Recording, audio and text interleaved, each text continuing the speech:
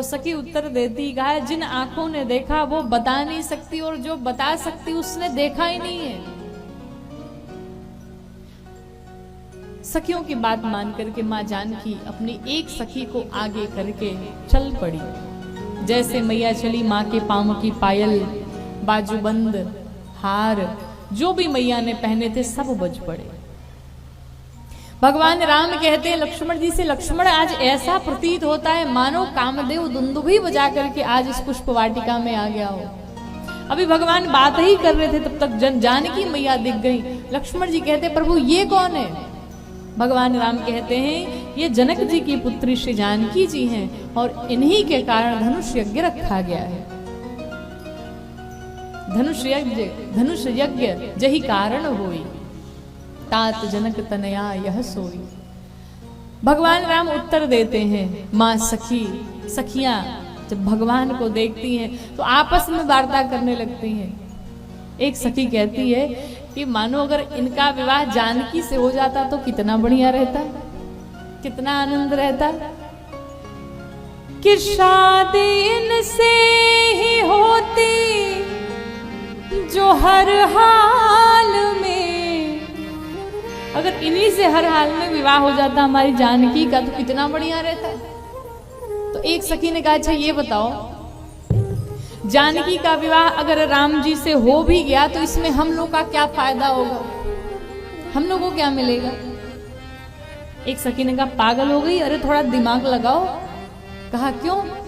कहा अरे मानो अगर इनसे शादी हो जाएगी जानकी की, तो जिनको देखने के लिए हम इतने परेशान हैं, सोचते हैं एक बार दृष्टि डाल दे, वो हम सबके जीजाजी बन जाएंगे और हम सब इनकी सालियां बन जाएंगे। तो जिसे देखने के लिए परेशान है, कम से कम साल भर में एक दो बार तो आ ही जाएंगे ससुराल करने, और जब ये ससुराल में आएंगे तो इनके पास बैठ करके हम इन्हें देखा करेंगे और इनसे विनोद करेंगे, कितना आनंद होगा। कि शादी इनसे ही होती जो हर हाल में आया करते हमेशा वो ससुराल में, आया करते हमेशा वो ससुराल में। कि नैना डूब रहते रूप की लहरिया में, अरे कोई आया सखी फुलवरिया में। एक सखी ने कहा चलो मान लिया विवाह भी हो गया, लेकिन विवाह होगा कैसे? क्यों भाई क्या समस्या है? अरे महाराज जनक ने तो इतना बड़ा प्रण किया है कि जो शिव जी के धनुष को खंड खंड करेगा उसी से विवाह होगा, और ये महाराज इतने सुकुमार, इतने कोमल, ये कैसे धनुष तोड़ पाएंगे? तो सखियां कहती चिंता मत करो, हमने इनके बारे में कुछ सुना है। क्या सुना है जल्दी जल्दी बताओ। तो सखी कहती है कि कोई कहता है दशरथ दुलारे है ये, यज्ञ रक्षा में असुरों को मारे है ये, यज्ञ रक्षा में असुरों को मारे है ये। एक कहती है दशरथ जी के पुत्र हैं, चक्रवर्ती सम्राट अयोध्या नरेश के पुत्र हैं, और हमने तो ये भी सुना है कि इन्होंने राक्षसों का वध भी किया है। तो कुछ सखियां कहती तुम सही कहती हो, हमने भी देखा है। क्या देखा? तीर बांधे हैं कसकर कमरिया में, तीर बांधे हैं कसकर कमरिया में। जैसे जादू अरे हा, जैसे जादू अरे हा, जैसे जादू भरे उनकी ये नजरिया में, कोई आया सखी फुलवरिया।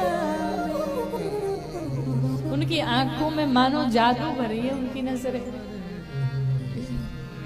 बड़ा आनंद होता। सखियां आपस में वार्ता कर रही हैं। भगवान को माँ जानकी ने, एक सखी ने एक लता के ओट से छिपा करके राम जी का दर्शन कराया। भगवान श्री राम ने माँ जानकी को देखा, माँ जानकी ने भगवान श्री राम को देखा कि श्री राम को देख कर श्री जनक नंदनी बाग में जा खड़ी की खड़ी रह गई। राम देखे सिया को, माँ सिया राम को, दोनों अखियाँ लड़ी की लड़ी रह गई। भगवान राम ने माँ जानकी को देखा, माँ जानकी ने भगवान राम को देखा।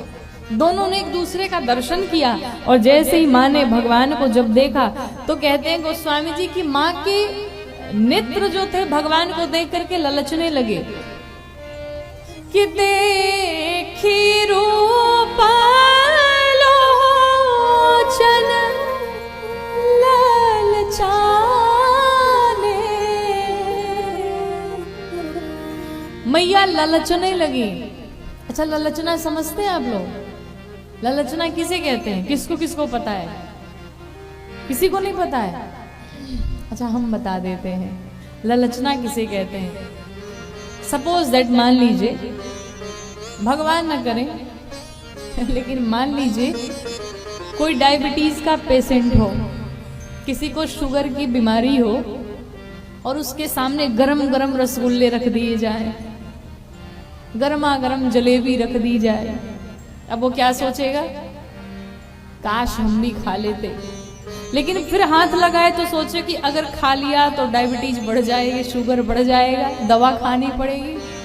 तो फिर सोचते जाने तो कोई बात नहीं, नहीं खाऊंगा, खा नहीं सकता तो देख के ही काम चला लो, सूंघ के ही पेट भर लो, देख के ही काम चला लो। कभी सोचे कि खा लूं, कभी सोचे कि काम चला लूं, ऐसे ही देख लूं, देख के ही पेट भर लूं। ठीक यही स्थिति, इसी को कहते हैं ललचना किसी चीज के लिए। माँ जानकी भी ललच रही भगवान को देख करके। एक बार सोचती अब नहीं देखेंगे, बस लास्ट चांस है ये, अब नहीं देखना।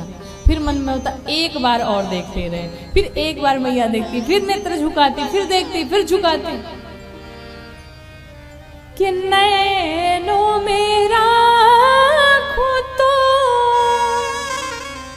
यही मोरा तरसे,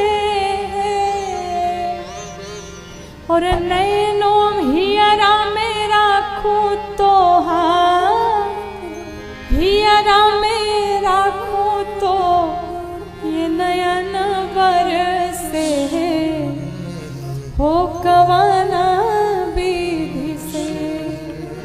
अरे तोहे राखूं मैं सजनवा, कवन विधि से, हो कवाना विधि से। नेत्र कहते इन्हें आंखों में बंद कर लो, हृदय कहता है नेत्रों में रखोगे चले जाएंगे, भाग जाएंगे, इन्हें हृदय में बंद कर लो। मैया सोचती किस प्रकार से आपको रखूं, कहाँ रखूं। तो मैया ने एक उपाय निकाला, लोचन मग रामहि उर आनी, दीन है पलक कपाट सयानी। लोचन माने नेत्र, मग माने रास्ता, उर माने हृदय, अर्थात नेत्रों के रास्ते माँ जानकी ने भगवान राम को अपने हृदय में पधराया। भगवान अपने हृदय में माँ जानकी को पधराते हैं। दोनों एक दूसरे का दर्शन पा करके, अब विलंब हो रहा है ये जान करके मैया प्रणाम करके वहां से चल पड़ी। चल तो पड़ी, लेकिन जाते जाते वही चतुर्सखी जो पूजा छोड़ करके आई थी वो ऐसे नहीं गई। वो जाते जाते बोल पड़ी कि पुनिया बेरिया काली। जाते जाते सुना करके भगवान को कहती हम कल इसी टाइम पे फिर आएंगे। भाई जाना है तो सीधे सीधे चली जाती, बोलने की क्या जरूरत है कि कल हम फिर इसी टाइम पे आएंगे। मतलब भगवान को बताना चाहती कि हम लोग कल इसी टाइम पे आएंगे, आप लोग भी चले आइएगा। और बोल करके चल पड़ी भगवान को सुना करके। मैया जानकी पहुंची माँ गौरी के पूजन के लिए। पहला कारण, माँ ने जो पूजा अधूरी छोड़ रखी थी उस पूजा को पूर्ण करने पहुंची। और दूसरा कारण, माँ ने जो वरदान मांगा था वो वरदान पूर्ण हुआ। माँ को धन्यवाद करने पहुंची। माँ गौरी के पास जाकर के मैया को बारंबार धन्यवाद करती हैं। माँ जानकी ने गौरी मैया को एक वरमाला पहनाई और जैसे ही वरमाला पहनाई गौरी मैया प्रसन्न हो गई और प्रसन्न होकर के खसी माल मुंह रति मुस्कानी, जो मूर्ति थी माँ गौरी की वो मुस्कुरा पड़ी, जो माला थी वो माँ के गोद में गिर पड़ी। मैया प्रसन्न हो गई, मैया को आशीष मिला, आशीर्वाद मिल गया।